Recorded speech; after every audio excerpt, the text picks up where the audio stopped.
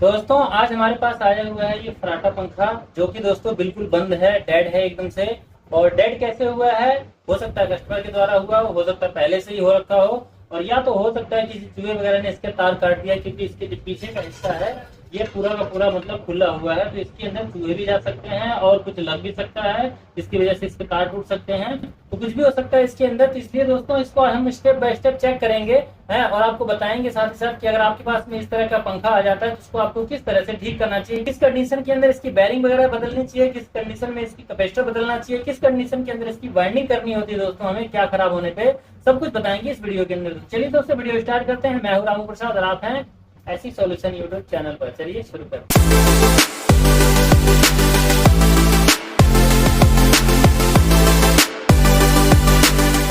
दोस्तों देख सकते हैं इसके अंदर जो कैपेसिटर लगा हुआ है ये नया ही है। कस्टमर मेरे से ये कैपेसिटर लेकर के गया हुआ था, और उसने देख सकते हैं किस तरह से इसके अंदर वायरिंग वगैरह करके कागज वाला ये टेप लगा रखा है। ठीक है, देखिए ये कागज वाला ये टेप लगा रखा है इसमें। तो इसके अंदर मान लीजिए उसने इस तरह से काम किया है, तो क्या ये चल रहा है कि नहीं चल रहा है, चलिए मैं आपको पहले लगा करके चेक करके दिखाता हूँ। दोस्तों पंखे की तार को हमने सीरीज बोर्ड के अंदर लगा दिया, और यहाँ पे आप देख सकते हैं बल्ब के अंदर इस तरह से लाइट आ रही है, लेकिन ये जो पंखा है दोस्तों ये चल नहीं रहा है बिल्कुल भी। और रहेगी बात इसके अंदर करंट वगैरह की, करंट तो इसके अंदर बॉडी शॉर्ट नहीं है, इसको हम ऐसे धक्का मार के चलाने की कोशिश करते हैं तो भी ये चलता नहीं है। तो क्या दिक्कत है दोस्तों, इसको कैसे चेक करेंगे, कैसे इसको ठीक करेंगे, चलिए आपको बताते हैं विस्तार से।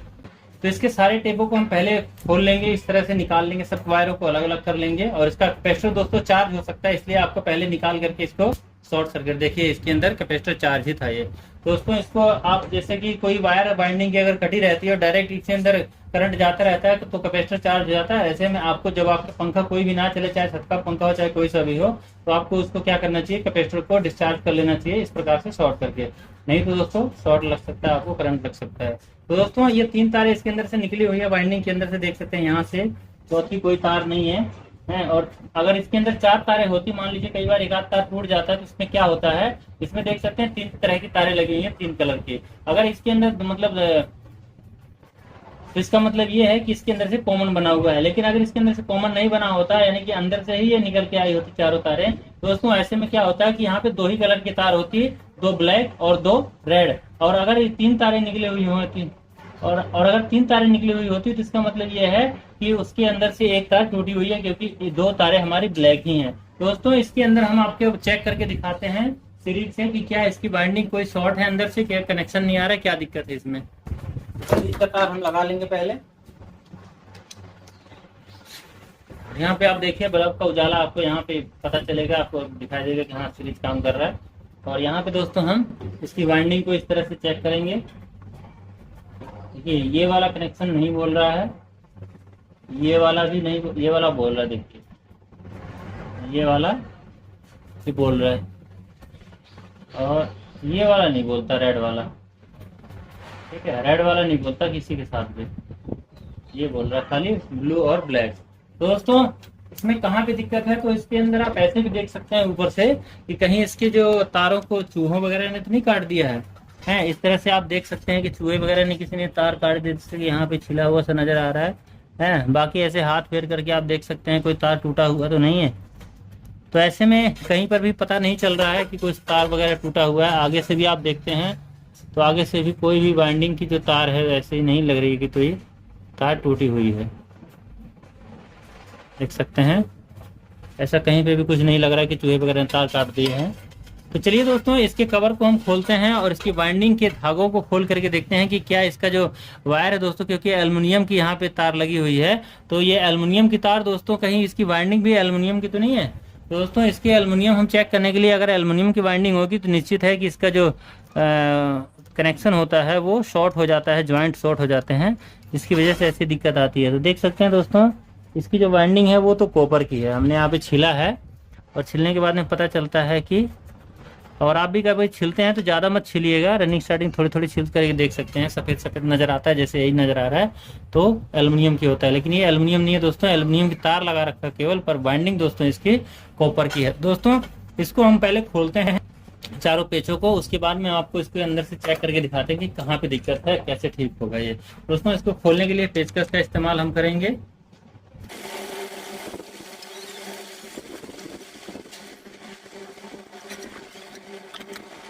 दोस्तों पेचों को खोलने के बाद में ये जरूरी नहीं कि आप इसके आगे की जाली वगैरह खोले, पंखड़ी वगैरह खोले, आप केवल इसके बैक कवर को ही निकाल करके इसको चेक कर सकते हो बिना पूरा खोले।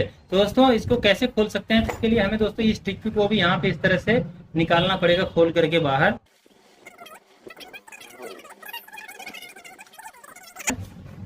ठीक है, यहाँ पे ब्लेड लगा करके इसके अंदर जुगाड़ किया गया, देखिए। ठीक है, ब्लेड लगा के इसमें जुगाड़ किया गया है। खैर कोई बात नहीं, अच्छी बात है, चलना चाहिए पंखा।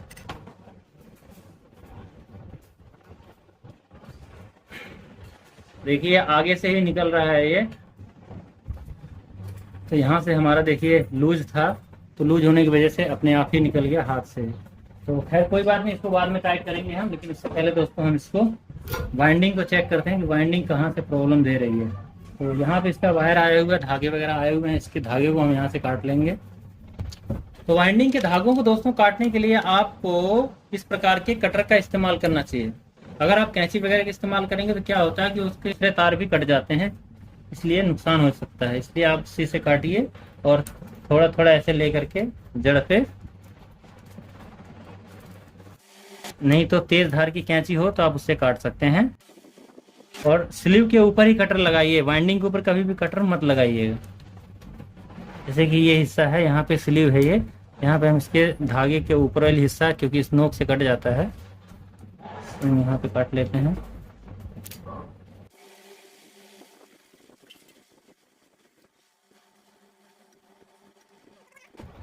देखिए इस तरह से हम इसको निकालते हैं बाहर। वाइंडिंग भी लूज ही है, देखिए। यार कोई बात नहीं, वाइंडिंग लूज रहने दीजिए। हमें देखना है कि इसका जो कनेक्शन है क्या यहाँ से खुला हुआ है, क्योंकि यहीं पे ये लाल वाला ही जो कनेक्शन है वो नहीं दे रहा था आगे। इसको हम निकाल लेंगे।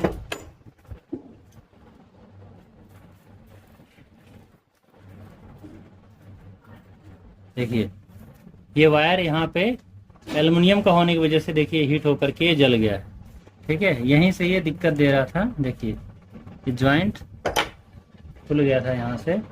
तो दोस्तों यहाँ पे हम एक बार फिर से चेक कर लेंगे कि क्या इसका जो कनेक्शन है वो अब बोल रहा है, क्योंकि हमें ये वाला ज्वाइंट मिल गया और ये दोनों सही थे। तो चलिए इसको एक बार चेक कर लेते हैं सीरीज के तार लगा करके। देखिए इस तरह से, देखिए अब ये बोल रहा है।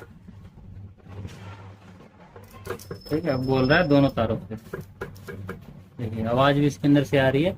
दोस्तों फाइनली इसकी जो वाइंडिंग है वो सही है। दोस्तों ऐसे में जब हमें पता चल जाता है कि इसकी वाइंडिंग सही है, तो जब भी आपकी मोटर के अंदर एल्युमिनियम की तार लगी हुई हो और एक जल गई है, जैसे कि इसके अंदर जली हुई थी, तो उसको तो आपको बदलना ही है। साथ ही साथ इसके अंदर जो बाकी की तारें हैं इसको भी आपको बदल देना चाहिए, क्योंकि दोस्तों अगर उसको आप नहीं बदलेंगे तो क्या होता है कि अभी आप इसको नया कर रहे हैं, बाद में क्या होगा, 2 दिन 4 दिन 1 महीने के बाद में दूसरी तारें भी जल जाएंगी, खराब हो जाएंगी हार्ड होकर के, क्योंकि एल्युमिनियम की होती है। तो इसके अंदर ऐसी दिक्कत आई जाती है। कॉपर की तो फिर भी लापरवाही कर सकते हैं, लेकिन उसमें भी मत कीजिएगा।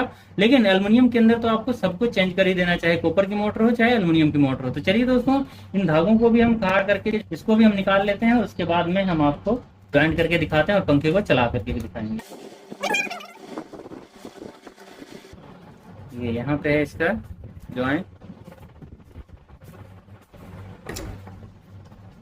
इस तरह से कट कर लेंगे ताकि ये निकलने में आराम से निकल जाए, क्योंकि तार ये हार्ड हो जाता है तो निकलता नहीं है।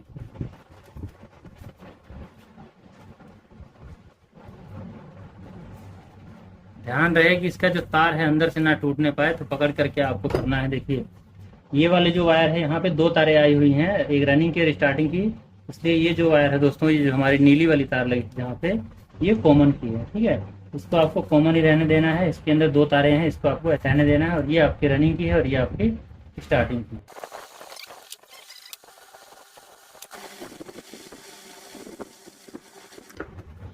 नहीं निकलता है तो आप इसको कट कर लीजिए, इसके बाद ये निकल जाएगा इस तरह से।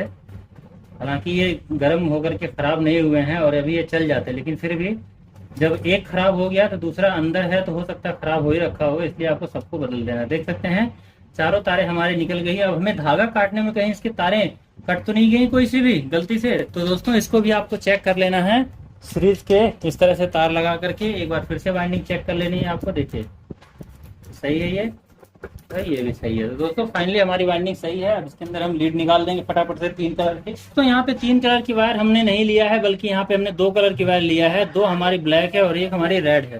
तो दोस्तों इससे हम किस प्रकार से कनेक्शन करेंगे? दोस्तों इसका कनेक्शन जो होगा हमारा, ये हमारा रेड वाला तो हमारा चला जाएगा इसके अंदर, कॉमन के अंदर, ठीक है, कॉमन में जुड़ जाएगा जा करके। और ब्लैक वाला हमारा दोनों के दोनों हमारा चला जाएगा, एक रनिंग में और एक स्टार्टिंग में।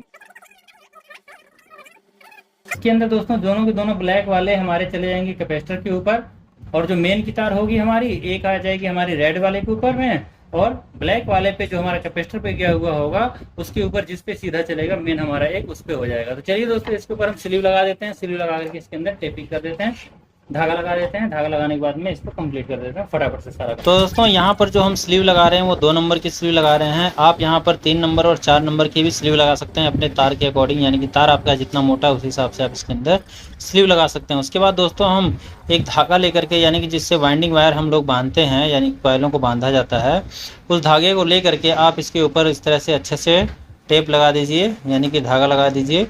टेप भी लगा सकते हैं इस पे। दोस्तों स्लीव चढ़ा करके और धागा लगा करके हमने पूरी की पूरी मोटर दोस्तों कंप्लीट कर ली है। चलिए अब इसकी फिटिंग। अब यहाँ पे दोस्तों हम इसके फिटिंग तो कर रहे हैं, लेकिन इसका जो बैरिंग का जो सीट है दोस्तों वो लूज ही था, इसलिए उसी ब्लेड को हम दोबारा से यहाँ पे लगा देंगे।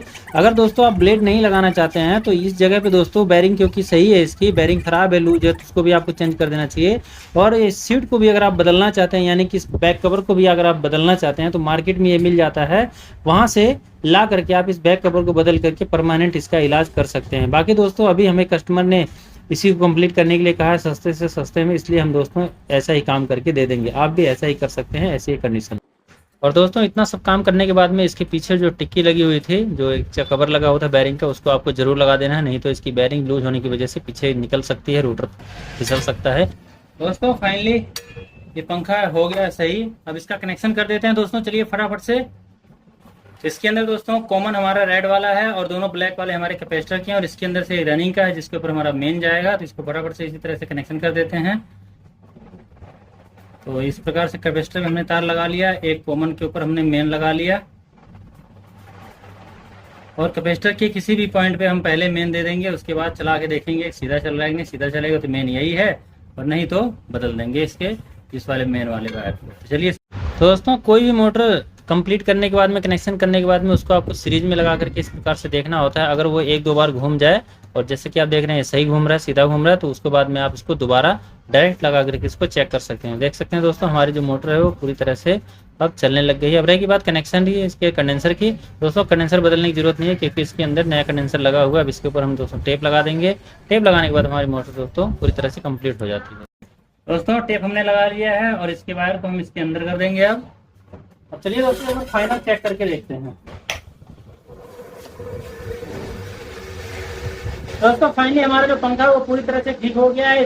इसके अंदर जो कमी थी, जो खराबी थी वाइंडिंग के अंदर, वो हमने ठीक कर दिया है। तो आपके पास भी अगर कोई पंखा आता है तो इसी तरह से स्टेप बाय स्टेप आपको चेक करके इसको आपको ठीक कर लेना है। दोस्तों कैसी लगी आपको हमारी ये वीडियो, मुझे कमेंट करके जरूर बताइएगा। इस तरह की वीडियो देखने के लिए चैनल को सब्सक्राइब जरूर कर लीजिएगा अगर नहीं किया है। चलिए दोस्तों मिलते हैं नेक्स्ट वीडियो में, तब तक के लिए नमस्कार, जय श्री राम।